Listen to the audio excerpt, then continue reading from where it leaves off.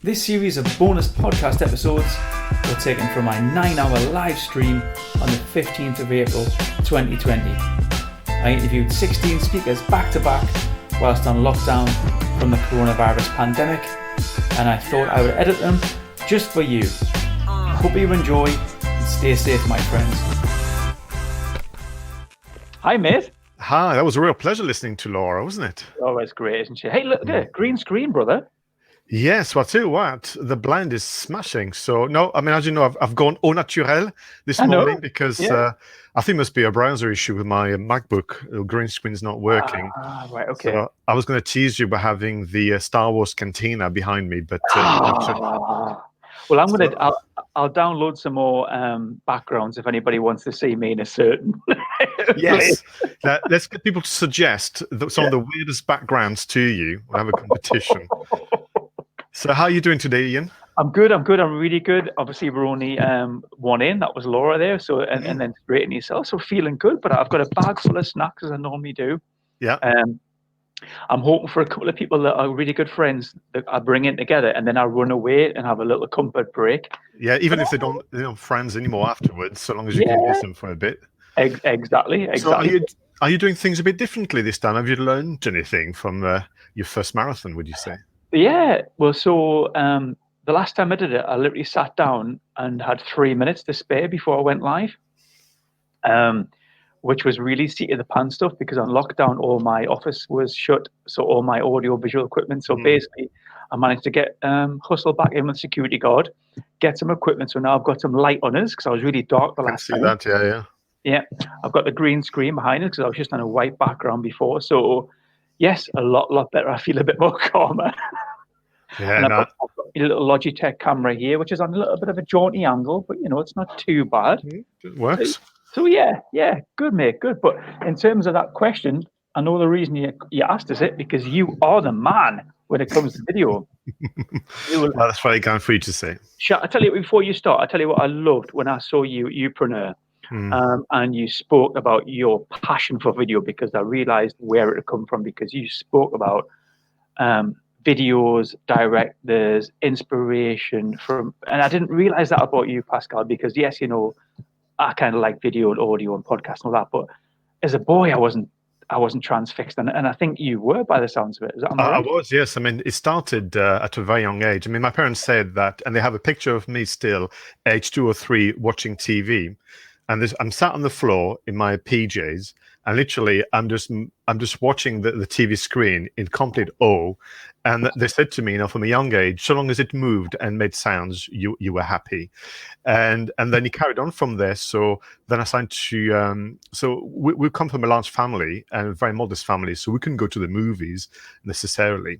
So what I used to do then, we used to get our version of the TV Times in France, and I used to cut images promoting films and movies. I used to stick them in a book, and I used to write the story, but I used to make it up because I didn't know what the story was. Wow! So I had a picture of Ghostbusters, or a picture of whatever E.T., which I didn't get to see until I was much older because there was 4 kids. Cinemas were quite a distance away, and my dad used to work long hours and so on. So, but what my parents did do, they just did buy me the books. So then I was able to understand the real story. So I would go back in, cut the pictures off the scrapbook to then put them in a new scrapbook, and then write the real story. And then eventually I was able to earn pocket money by teaching English and math as a bit of a, what do you call them, tutor, I suppose. And then that pocket money I spent pretty much every weekends and evenings in cinemas. And I'm ashamed to say that sometimes I used to hide and come into the seat so I could stay and watch it a second time without having to pay. Remember once there was a cine club in our little village. So once a week they would bring, and it was a real old-fashioned cine club where the camera was at the back of the room going, and then putting it onto a wall with a bed sheet, and you had to concentrate so much on the sound to kind of block out the sound of the projector. Wow! And the cine club was I think there was about 20 seats in this community center.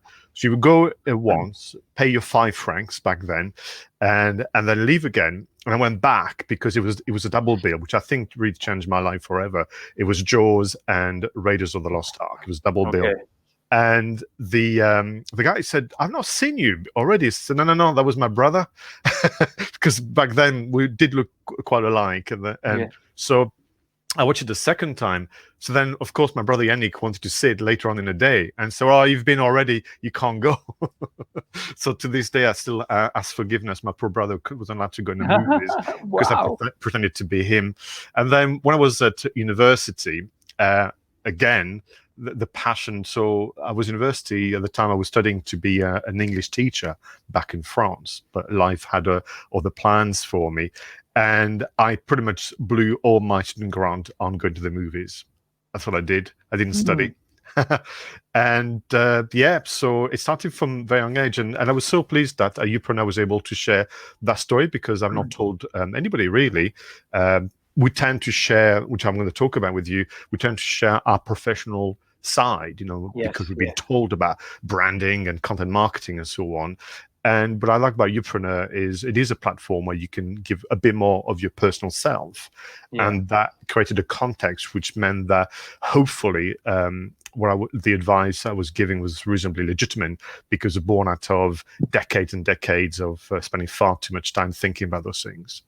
And look, we all learn from stories, and Laura's just told her story there, and everybody was engaging because it was Laura. Look at the things I remembered from your Youpreneur talk that you said. It was the things about yourself. It was the things about the jaws, the really lost art, the childhood, the love for it.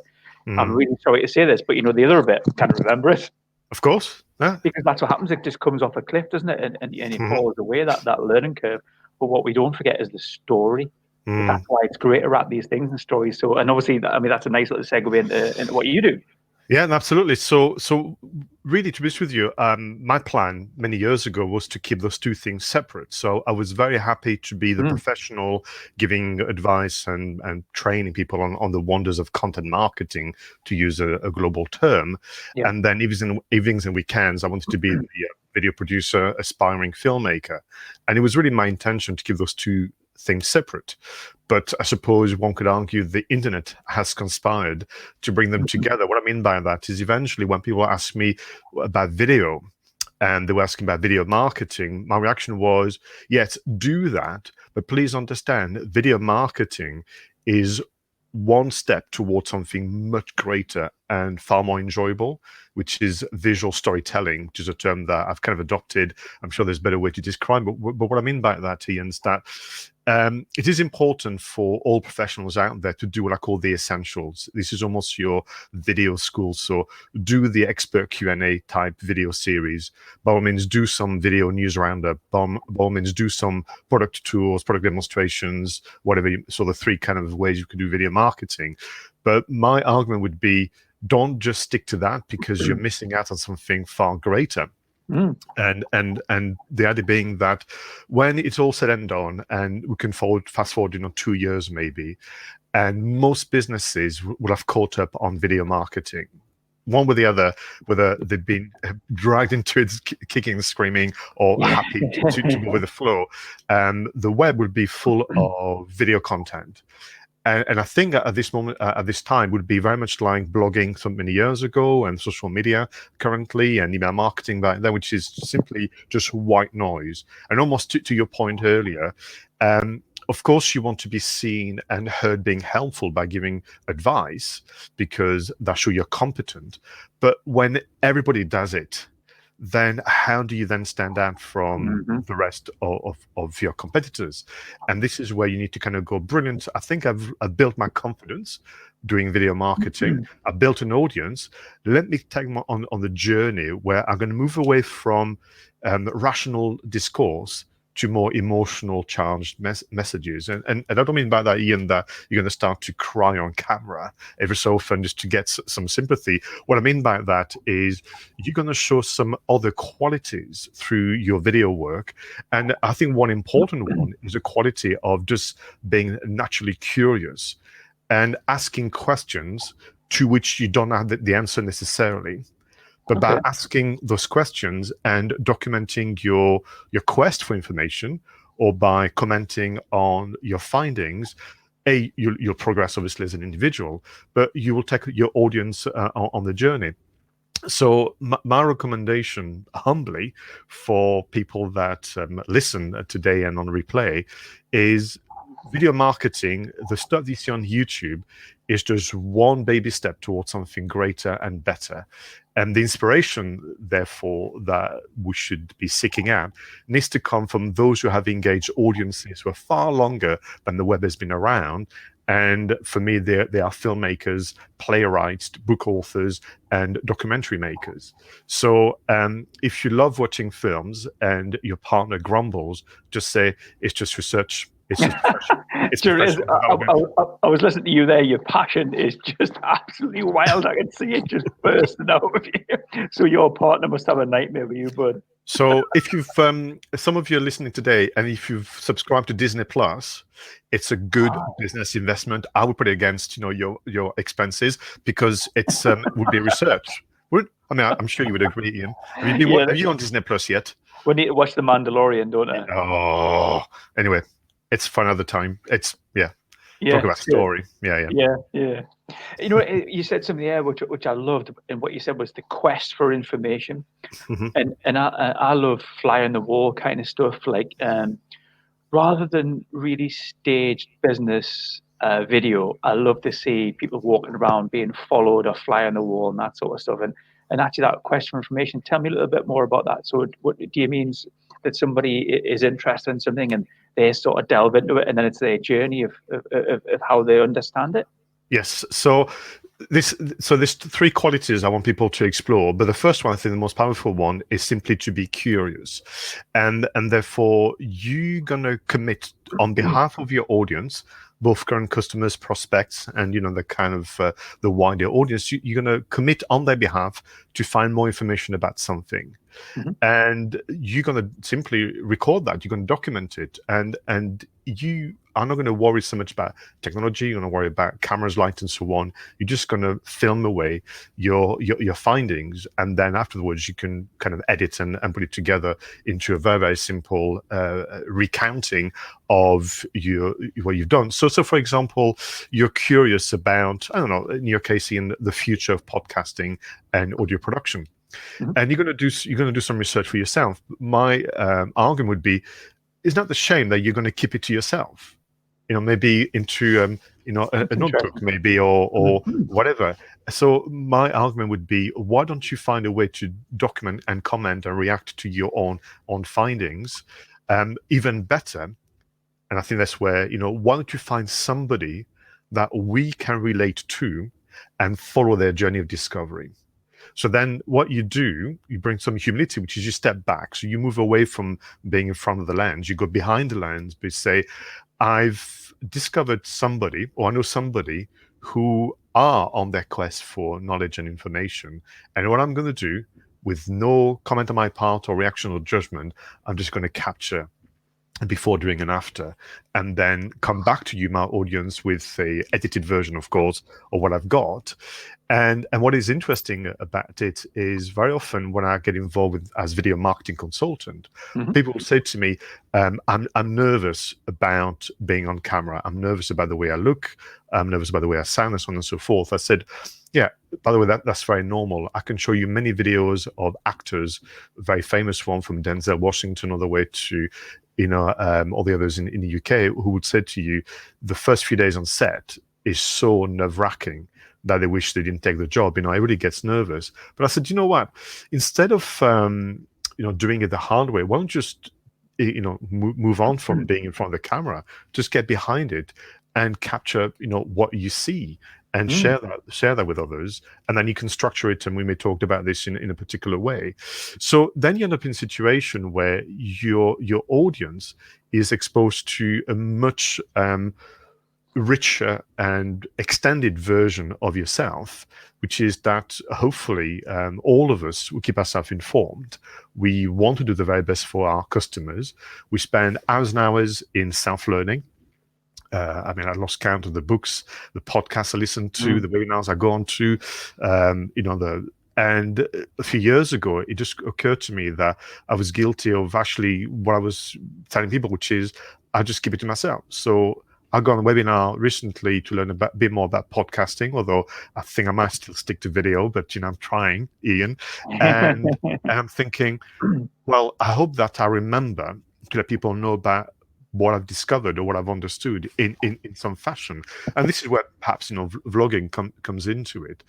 And what is nice about this way of visual storytelling, it takes the pressure off you being always seen and perceived to be competent, which is always the worry. I've got to show that I know my stuff. And let me tell you, all of you, listening or on replay, your future customers will take a punt. They'll say, yeah, I'll take a risk.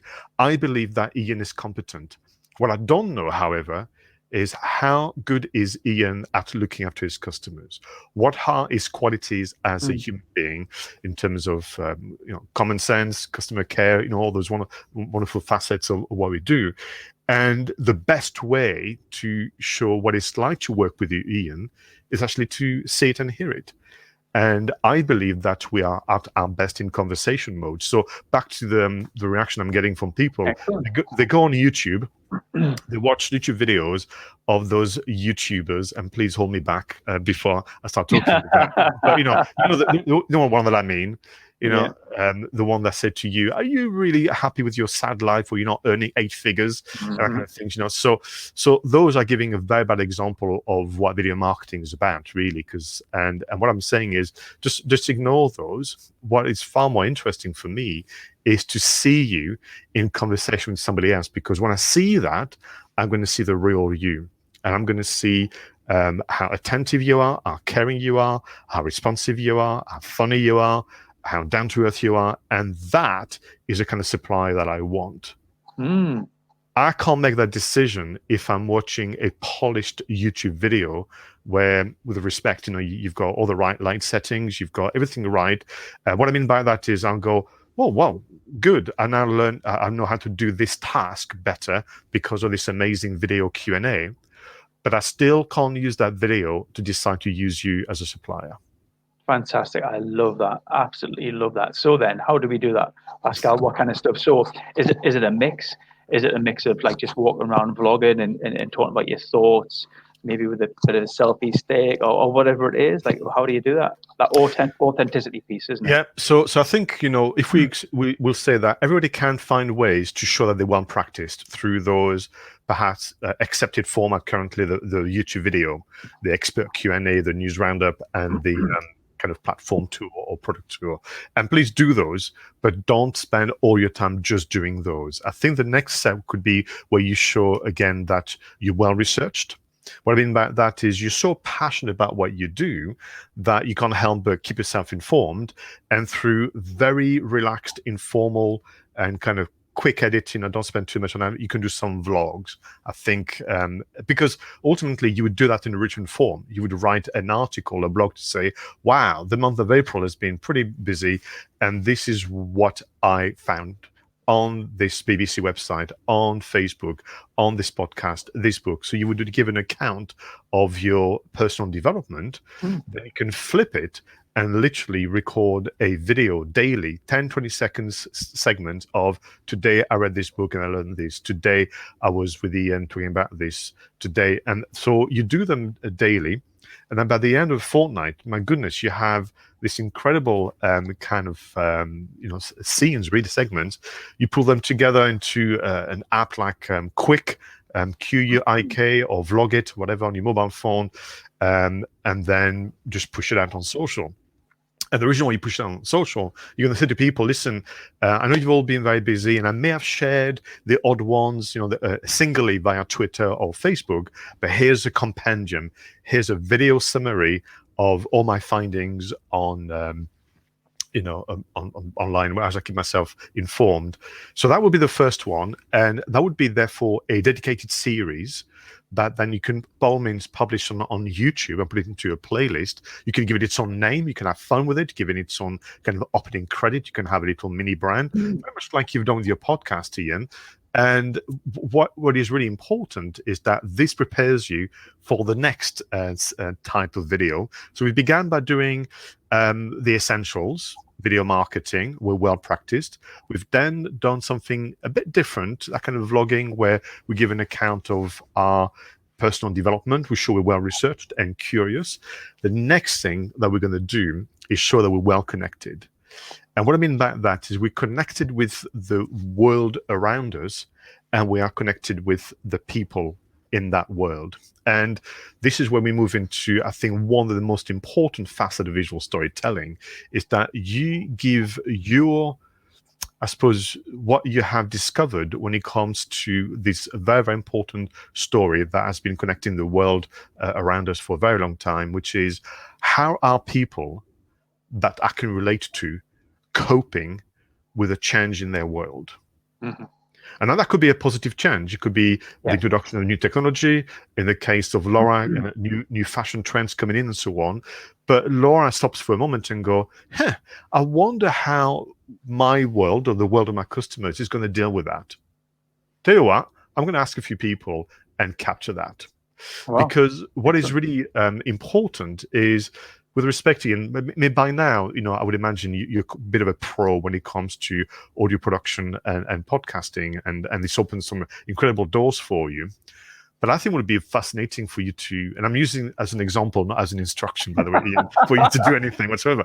But I'm thinking, okay, how do I kind of bring this to, so maybe it would be interesting is, what is the impact of podcasting in the food industry? That's it. And then you get in touch with a few chefs, with a few restaurants, you get in touch with Sainsbury's and whatever, and you ask them the question. And part of your job, therefore, is to pick, the answers and then organize them into a story that I can kind of follow. So again, this is just an example. You don't have to do any of that stuff, Ian. It's good. I love it. We won't hold it against you.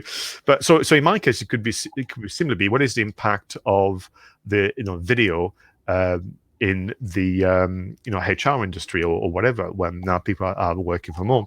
So we asked the questions, and really the question that I have for them is, why is your world changing? And I want them to kind of pinpoint the key element, the key disruption, positive or negative, that has happened. And this has been used forever in storytelling, and it's been kind of captured into a phrase called, a stranger rides into town, which has been immortalized by Westerns, but also all manner of documentaries and films. So this is my world, and it's kind of going as well as it can be, and sometimes it's going badly. And then an intruder kind of comes in and completely disrupts the status quo. What is then interesting is, how are people coping with the ripple effect? And really what we try and capture is three key kind of story elements when we ask the question. So we know it has happened, or something has happened. What is that something? What is the introduction of the new?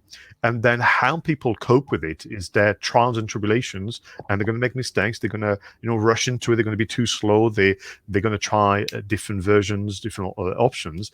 But really what we try and do when we tell the story is capture either what we call the quest.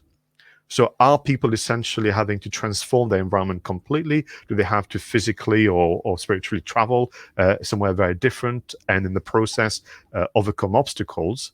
That's number one. Do they have to assemble a team? And I use the term assemble on purpose, because then if some of you watching are hearing the Avengers theme, then you're my kind of people. So that's another one. Do we pull a team together with again the highs and lows that comes with bringing people from desperate backgrounds together to provide a solution to this problem? Or do we go for a complete transformation? Are we going to use the metamorphosis kind of story element? So you've got the quest, you've got the assemble, or you've got the metamorphosis. And some of us who work in the knowledge industry, listening here live on replay, would recognize particularly the metamorphosis, where we ask our customers to change the way they do something, or change their practices, and how difficult that is to do, understandably so. So this is a story that you try and capture. So you won't know, by the way, if you do more of a capturing documentaries and conversation, you will not know whether you're going for a quest, assemble, or metamorphosis. It's only once you've captured this conversation that will reveal themselves to you. that's the difference. If you do fiction work, then you can do it in advance. You can decide, right, I'm going to tell a story inspired by true events, and I'm going to go for the assemble method, and we're going to tell the story of people who are fictional that are relatable, that go about it. Where the visual storytelling then goes to the next level, which I think is interesting, and many of us can be inspired by films and documentaries, is we know that a stranger rode into town. We know that people trying to cope with a change through quest, assemble, or a metamorphosis. But the next question is, what makes it hard? What makes it a challenge? There has to be something in there that essentially invites people to show their humanity, their kind of qualities and their flaws, and within that becomes something that has that emotional kind of elements to it, much more than the rational side that we saw with pure video marketing. And really the three elements that you'd be looking at, and I'm looking at my notes to give you the right order. You've got the race against time. So that could be that there's a deadline to meet, or that the danger that is looming is going to come crashing onto you if you're not careful, or that the positive influence is going to peter away if you don't grab it now. So if we think about a race against time, the first one that comes to mind is obviously Back to the Future, where if Marty McFly doesn't actually get the DeLorean right on time during the storm, is going to get left behind. You've got the Goonies. If they don't come back with the treasure, their homes will be taken off them. You've got Towering Inferno. So if they don't actually find a way to get the fire down, so the race against time is always an interesting one, because people have to make decisions a particular way. Is it actually the universal David versus Goliath? So are your customers or the people that you're observing and documenting, are they up against an impossible task? And yet, using ingenuity, using humility, and all the qualities that are so attractive to all of us people, they're going to find a way through. That could be anything from Erin Brockovich, which I think is a very good example of David versus Goliath and how they go about it. It could be The Matrix. It could be Star Wars, when a handful of X-Wings attack the Death Star, and it kind of go how they're going to go about it. So that's another one. And the third one, I suppose, which is the one that I tend to favor, but I think because of the work that I do, is the two voices. So we had the race against time. You had obviously your David versus Goliath, but the two voices is one that I like, and you see it a lot in movies where our heroes are torn between two sets of advice, conflicting advice. So the hero has to find a solution to the problem facing them. It's kind of, it's going to be the blue pill or the red pill. And torn between those two voices, one usually has the answer, but the way in which they go about it sometimes is complicated or feels very risky and difficult to understand.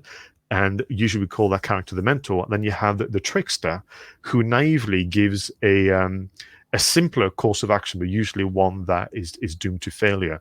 And we watch our hero being torn between the two, or we watch our client thinking, do I do the way Ian explained it, or do I go the easier way with this stuff I saw on Google? And that kind of things. And that needs to be captured, because I think that's far more engaging and interesting to look at than someone says, oh, by the way, I spoke to Ian. Ian say, do that. I did it, and it's working. See you later. If I capture I listened to Ian and I went for the Google stuff, and then it backfired, and this is what happened. And then I went back to Ian. I was dead embarrassed, but Ian was a great guy. Didn't make me feel too bad. And then we did it again, and now it's working. And now I told a story.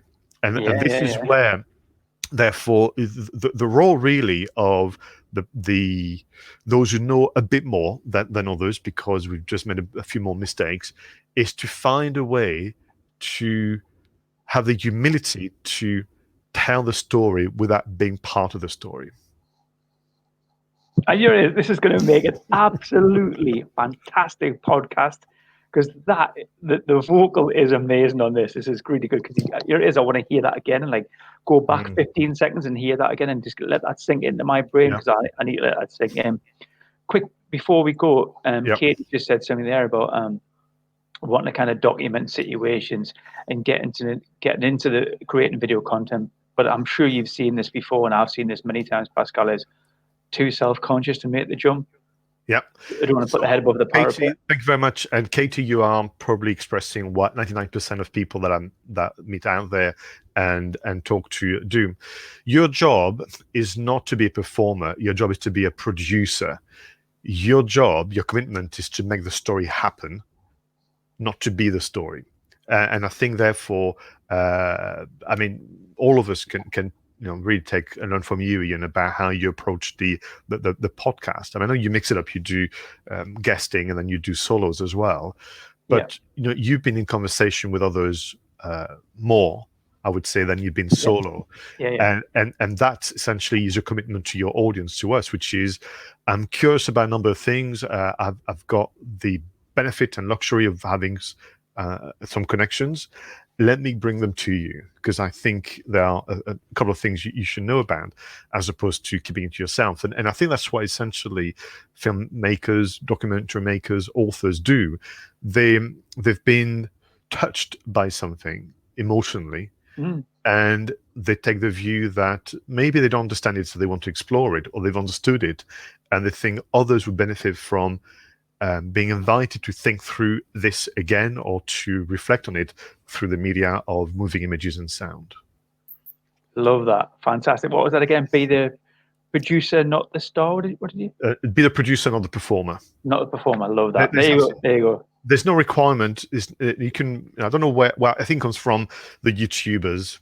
There's no requirement to be a performer to build your business using video. Quite the opposite. And in fact, you might find that as a producer, you're going to create more content than you are as a performer.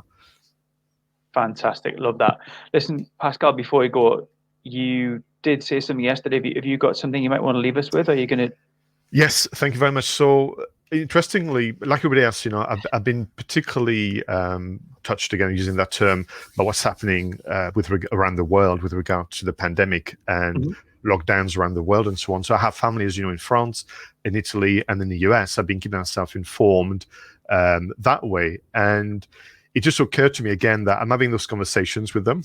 Those conversations are really quite uplifting and very often very funny, because I think it's part of our makeup as people. We will always find the funny side of everything. There's also the stories of the unsung heroes out there who are just showing some amazing human qualities. So I've decided to actually launch a new video series called #Confinement Stories. And what I'm going to do is I'm going to be talking to people around the world about how they are coping with this sudden change to their world, and hear about families, hear about the elderly, and so on and so forth.